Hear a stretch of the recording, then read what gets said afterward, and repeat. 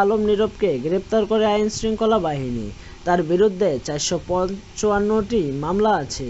এর মধ্যে দ্বাদশ জাতীয় সংসদ নির্বাচনের আগে দায়েরকৃত 7 মামলায় তার 17 বছরের সাজা দিয়েছেন আদালত।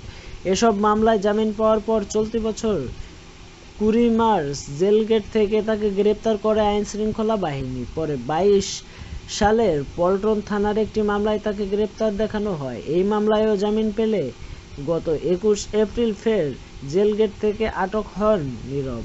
এরপর 2021 সালে আরও একটি মামলায় গ্রেপ্তার দেখানো হয়। এই মামলায় গত 5 জুন জামিন পান তিনি, কিন্তু গত সোমবার ঢাকা কেন্দ্রীয় কারাগার থেকে বের হলে তৃতীয় দফায় তাকে আটক করে 2022 সালের মতিঝিল থানার একটি মামলায় গ্রেপ্তার দেখানো হয়।